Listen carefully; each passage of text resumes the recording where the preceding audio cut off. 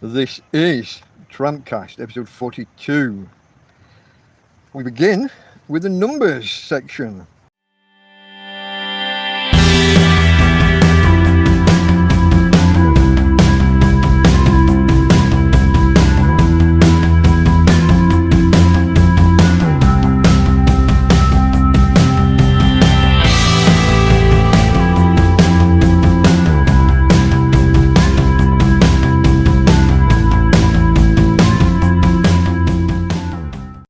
This is episode 42, and therefore some facts about the number 42.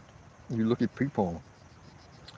Number 42, it's the product of three prime numbers. If you multiply 2 by 3 by 7, 2 by 3 gets you 6, by 7 gets you 42. It's also the sum of 6. It's the sum of 6 non-zero even numbers. Not prime, the sum of 6 even numbers. 2, 4, 6, 8, 10 and 12. Add them together, 42. Here's one. I like this one. I've liked this fact ever since I first learned it as a kid. When you see a rainbow, if you're in a group of people and you see a rainbow, you're all looking at your own unique individual rainbow. And it's caused by water inside, light shining through a water droplet and coming out at a 42-degree angle to your sight. 42 degrees for a rainbow. There's another one. If somebody calculated this, I don't think it's possible, but if you were to do a hollow tube straight through the earth, and if you could maintain a vacuum through that tube, if you dropped through it, you could kind of have a train or something go through it, but drop, not powered. You would drop through under the power of gravity, accelerating towards the centre, and then as you come through the centre and out the other side, gravity would cause you to decelerate, and you should stop exactly at the surface at the other side. And the journey time, 42 minutes. It'd be great if they could actually make that. The only problem is there's hardly anywhere on planet Earth where there's land on the Antipodean sides. There's very few places where you've got land on one side and land on the other. You would tend to come out in an ocean on the other side. Okay. Now this idea of a tube through the earth, it was worked out in the 60s by a mathematician, but it was first proposed by Lewis Carroll, the author of Alice in Wonderland, a lot of years beforehand, a lot of years earlier. Drop a submarine, yeah, that'd do.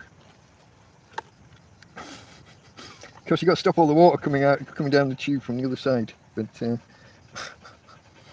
but 42-minute journey time through the earth. Gravity, acceleration, deceleration.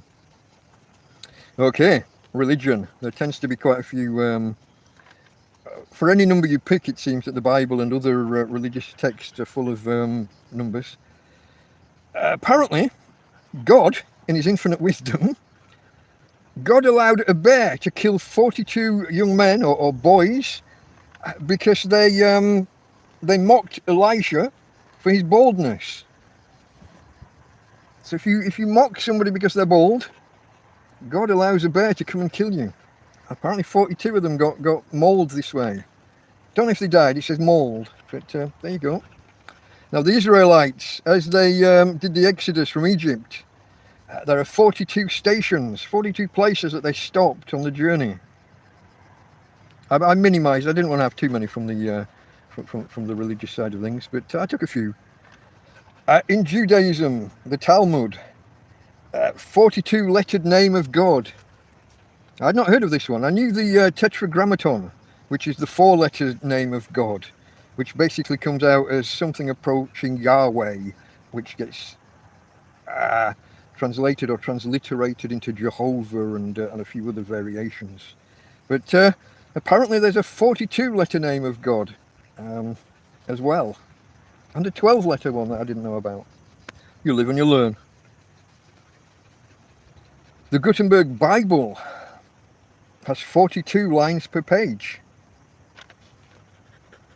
And in Japan, the number 42 is considered unlucky, because if you sound out the 4 and the 2, you get shi ni, which is close to the Japanese word for dying. So the number 42 is considered unlucky in Japan. Now we get to the most obvious one, and the one that this episode is partially named after. 42, the answer to life, the universe, and everything, according to the Hitchhiker's Guide to the Galaxy, where Earth was a computer that was built to solve the... they built a computer first to solve and they got the answer 42, and then they built the Earth to find out what the question was. I think it was that way around. It's a long time ago since I watched it. But Douglas Adams, of course, who was famous for writing all sorts of nonsense. Deliberate nonsense, but fun. Turns out that the question was 6 times 9. And there you got why the universe is fundamentally screwed up. If the answer to 6 times 9 comes out as 42, you got something wrong, haven't you? Okay, international direct dialing codes. No longer in use, the number 42 as a standalone number on the international direct dialing. Used to be for Czechoslovakia, but Czechoslovakia ceased to be in 1993, although the number 42 continued to be shared by the two new countries, the Czech Republic and Slovakia. But then it was decided to stop using 42 as a standalone number, and the Czech Republic became 420 and Slovakia became 421. So 42 isn't used as a standalone number for international direct dialing. And finally, folks, we've always got one. Until we get to somewhere around 110, I think it is nowadays, we'll continue to have one. From the periodic table, 42 is the atomic number for molybdenum, with the symbol MO, which comes from the Latin molybdos, which actually means lead. Yeah, I thought about 420 when I should have mentioned it. I thought about that when I was writing the notes. 420, the Czech Republic. Yeah. So the molybdenum is named after a Latin molybdos, which is related to lead, and this is because lead ores are often confused with the ores that contain molybdenum. Now, it's never found naturally as a free metal. It's always found in combination with other elements. It always needs to be processed to get it free. It has the 6th highest melting point of all known substances in the periodic table. It's a it forms hard, stable carbides in alloys, and for this reason 80% of it is used in steel alloys, including high strength and things known as super alloys, which have the ability to remain in use when they get critically close to their melting point. They still remain stable until very close to their actual melting point when they start to give. 14% of molybdenum is used for pigments and also as catalysts in reactions, and it's also used in nature. Almost all living things, almost all multicellular. I was going to say animals, creatures. I don't know, whatever the word is. We're including like molds and yeasts and everything, almost everything. Except for the really most basic, most primitive life forms, use molybdenum as part of a process of extracting nitrogen. The Stitch, hello my friend, you're here early again. So yeah, it's used by plants and animals in a number of ways because of its catalytic properties. It's used by a lot of enzymes.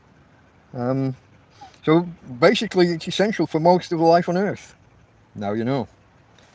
Folks, episode 42 of TrampCast, and that was the numbers for the number 42. Join me on Sundays for TrampCast. It's the weekly look at the successes, the failures, the happenings in my life as a tramp, a homeless guy, a hobo, living in Torrevieja in Spain. It's at 5 o'clock Spanish time, Central European time. It's at 4 p.m.